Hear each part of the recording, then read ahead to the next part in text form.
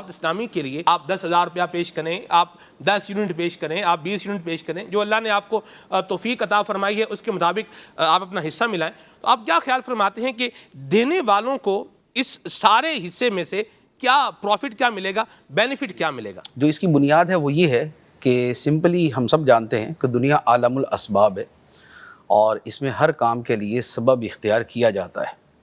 اللہ تعالیٰ قادر مطلق ہے, اپنے دین کا کام جو ہے وہ بغیر کسی ظاہری سبب کے ویسے ہی دنیا کے اندر عام فرما دے. لیکن اللہ تعالیٰ کے انبیاء علیہم الصلاۃ والسلام بھی جو دنیا میں تشریف لائے تو انہوں نے جو اسباب کی دنیا تھی اسے اختیار فرمایا. جی.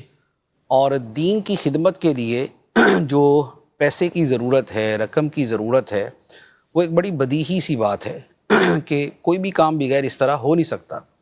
نبی پاک صلی اللہ تعالیٰ علیہ وآلہ وسلم بھی مختلف مواقع پر صحابہ کرام کو ترغیب دلایا کرتے تھے, اور جتنے بھی دین کے کام اس زمانے میں ہوئے ان سب کے پیچھے جو اسباب اور جو مال اور جو ضروریات ہیں اس کا ایک پورا سلسلہ موجود تھا. خواہ وہ اصحاب صفہ تھے تو اصحاب صفہ بھی اگر مسجد نبوی شریف میں رہتے تھے تو ان کے لیے بھی جو کھانے کا انتظام تھا وہ مختلف صحابہ کرام کے گھروں سے تھا, اور خود نبی پاک علیہ الصلوۃ والسلام کے کاشانہ اقدس سے بھی ان کو کھانا پہنچایا جاتا تھا. اللہ اکبر. اور اسی طریقے سے پھر اس کے علاوہ اور جو نبی پاک علیہ الصلوۃ والسلام نے تبلیغ کے لیے جو مبلغین روانہ کیے, یا آپ نے راہ خدا میں جو کفار سے مقابلے کے لیے آپ نے لشکر روانہ کیے, ان سب کے لیے قدم قدم پر رقم کی ضرورت رہی. جی. اور اس کی ترغیب خود نبی پاک علیہ الصلوۃ والسلام ہی دلایا کرتے تھے, اور صحابہ کرام پھر اس میں جس طرح بڑھ چڑھ کر حصہ لیتے تھے اس کی تاریخ ہمارے سامنے ہے کہ ہر بڑے صحابی کا اور ہر وہ صحابی کے جس کا نام ہمارے سامنے آتا ہے ان میں تقریباً اکثر کا اللہ کی راہ میں خرچ کرنا یہ پایا جاتا ہے. تو راہ خدا میں خرچ کرنے کی جو صورتیں ہیں وہ بہت ساری ہوتی ہیں. اس میں جو غریب کو کھانا کھلایا جاتا ہے وہ بھی اللہ کی راہ میں ہی خرچ کرنے کی صورت ہے, اور قرآن مجید میں اس کی بھی ترغیب اور اس کے متعلق آیات موجود ہیں کہ اللہ کی محبت میں یتیم, مسکین اور قیدی کو کھانا کھلاتے ہیں. تو یہ کھانا کھلانا جو ہے, بھوکے کو کھانا کھلانا, یہ بھی بہت اعلیٰ درجے کی چیز ہے. اسی طرح کوئی مسافر ہے, اس کے پاس اسباب سفر ختم ہو گئے, زاد راہ ختم ہو گیا, تو اس پر خرچ کرنا, اس پر بھی قرآن مجید کی آیات اور وابن السبیل کے جو الفاظ مبارکہ ہیں وہ ان کے متعلق ہیں. اس کے ساتھ ساتھ جو خدمت دین کے کام ہیں, علم دین ہے یا تبلیغ دین ہے, نیکی کی دعوت ہے, تو یہ وہ ہیں کہ جن کے ذریعے نظام دین کو بقا ملتی ہے.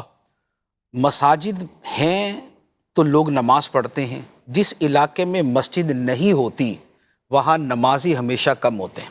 صحیح. یہ اگر آپ اوور آل بھی مشاہدہ کریں تو آپ کے سامنے ہوگا کہ جہاں جہاں مسجدیں ہوتی ہیں تو لوگوں کے بچے بڑے مسجدوں میں جاتے ہیں, اور جہاں مسجد نہیں ہوتی تو وہاں آہستہ آہستہ نمازوں سے دوری ہوتے ہوتے وہاں وہ لوگ پیدا ہوتے ہیں کہ جن کے بارے میں پھر ہم یہ کہانی سناتے ہیں کہ جناب نے زندگی کے اندر عید کے علاوہ کوئی نماز نہیں پڑھی.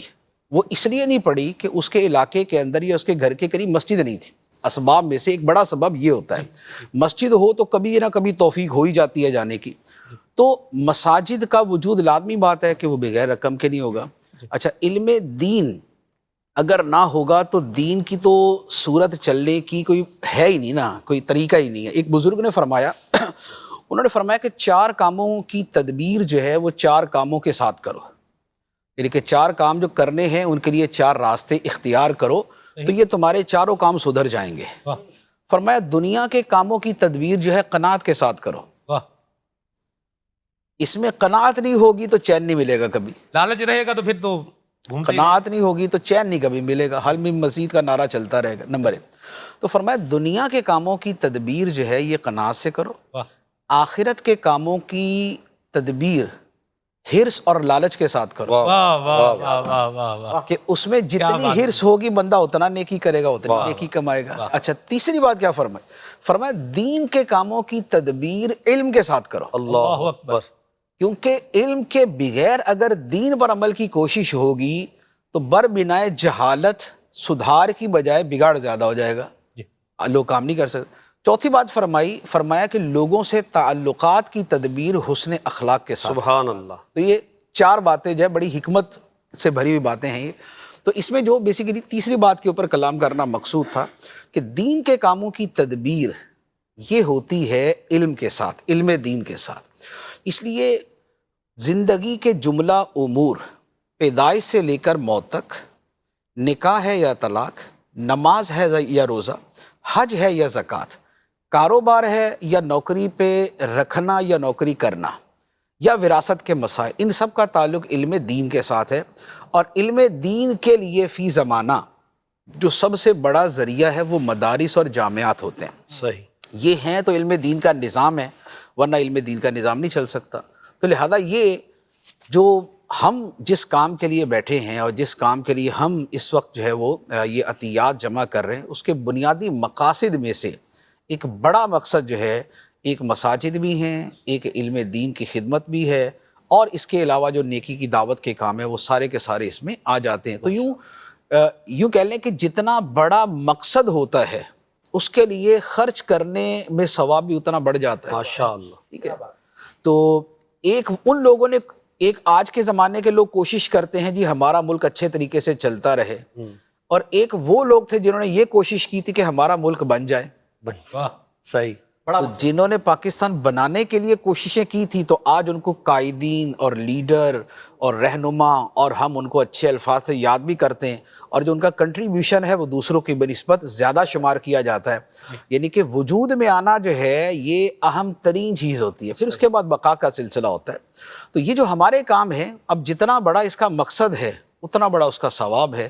तो मकसद कितना बड़ा है, तो वो वही है जो अभी यूसुफ भाई फरमा रहे थे कि मल्टी नेशनल कंपनी जो होती है, तो उसका जितना हुजम होता है, जितना वॉल्यूम होता है, और जितना ह्यूज उसका काम होता है, उसी एतबार से सवाब भी मिले।